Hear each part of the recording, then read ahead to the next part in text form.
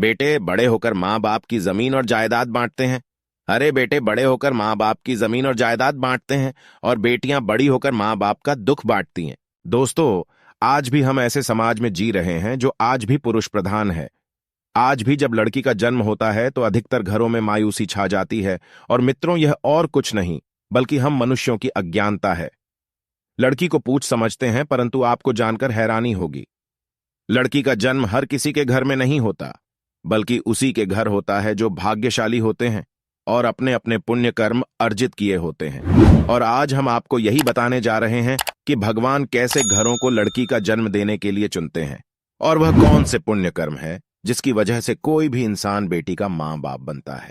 दोस्तों, भगवान श्री कृष्ण से अर्जुन पूछते हैं कि माधव, किन कर्मों के कारण किसी के घर पुत्री धन की प्राप्ति होती है, अर्थात कैसे घरों में बेटियों का जन्म होता है। तब श्री कृष्ण अर्जुन से कहते हैं, हे पार्थ, अगर किसी के घर बेटे भाग्य से होते हैं तो बिटिया सौभाग्य से, और जो भी स्त्री या पुरुष अपने पूर्व जन्म में पुण्य कार्य अर्जित किए होते हैं उन्हें ही एक बेटी के माता पिता होने का सौभाग्य प्राप्त होता है।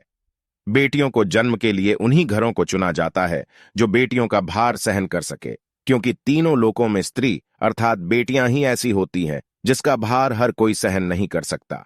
वह बेटियां ही होती हैं जो इस सृष्टि को निरंतर चलायमान होने के लिए अपना सर्वस्व निछावर कर देती हैं। हे अर्जुन, पर जिस दिन इस सृष्टि में बेटियों का जन्म लेना रुक जाएगा, उस दिन से धीरे धीरे इस सृष्टि का अंत हो जाएगा। मित्रों, भगवान श्री कृष्ण के इन बातों पर गौर किया जाए तो उनका कहा बिल्कुल सही है, क्योंकि बेटियां अगर नहीं होंगी तो किसी का भी वंश आगे नहीं बढ़ सकता। दोस्तों, आपने भी कई लोगों को कहते सुना होगा कि जिस घर में बेटी का जन्म होता है वह घर स्वर्ग के समान होता है, क्योंकि बेटा तो केवल एक कुल को रोशन करता है, बेटियां तो दो कुलों को रोशन करती हैं।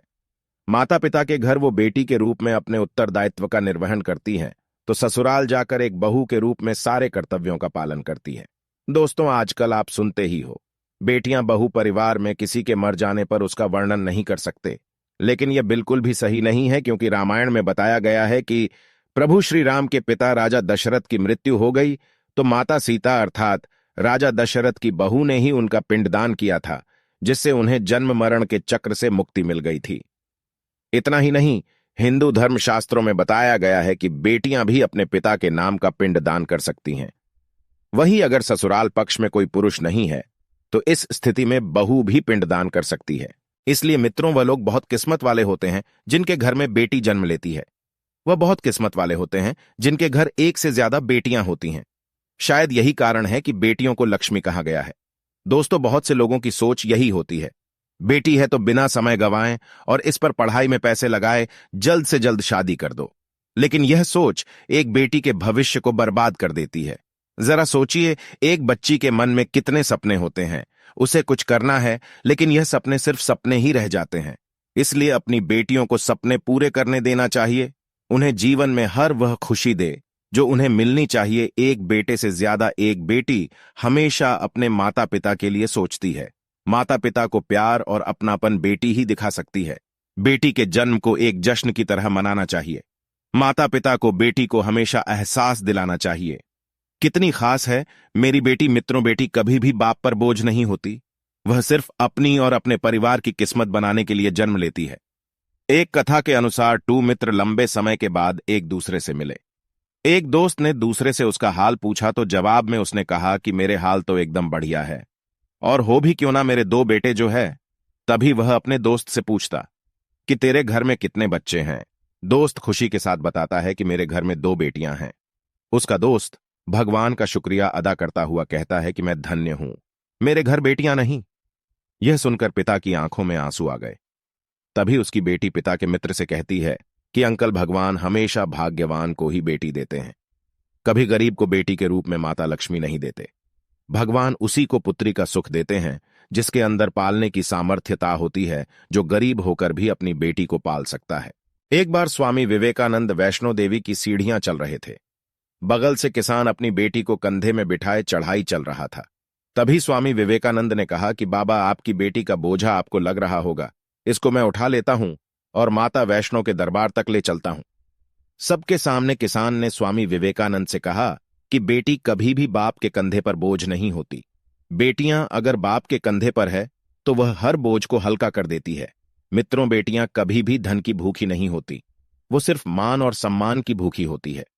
अब सोचने वाली बात है कि कौन सा कर्म के बाद आप किसी के घर लड़की के रूप में जन्म लेते हैं और उनके घर के लिए लक्ष्मी का रूप साबित होते हैं। गरुड़ पुराण में बताया गया है कि जब आत्मा को नया जन्म मिलता है तब आत्मा को शरीर के अनुसार व्यवहार में चलकर अपने कर्म करने होते हैं। शरीर के जरिए कर्म करके की एक आत्मा अपने जन्म के उद्देश्य को सार्थक भी बना सकती है और निरर्थक भी यदि कोई पुरुष महिलाओं का आचरण करता है, स्वभाव में महिलाओं वाली आदतें ले आता है या वही काम करना चाहता है जो एक महिला को करना चाहिए, तो ऐसे ही पुरुषों का आत्म स्त्री का शरीर धारण करती है। वहीं गरुड़ पुराण में बताया गया है, यदि कोई व्यक्ति मृत्यु के अंतिम क्षण में किसी स्त्री को याद करते हुए प्राण त्यागता है तो वह अगले जन्म स्त्री के रूप में जन्म लेता है। वहीं अगर वह अंतिम क्षण में परमेश्वर का नाम लेता है तो वह मुक्ति के मार्ग पर अग्रसर हो जाता है। तो मित्रों, आज के वीडियो में बस इतना ही हम उम्मीद करते हैं कि हमारे वीडियो में आपको बेटी के जन्म के बारे में सभी जानकारी मिल गई होगी। हमें कमेंट करके जरूर बताएं कि आपको वीडियो कैसा लगा।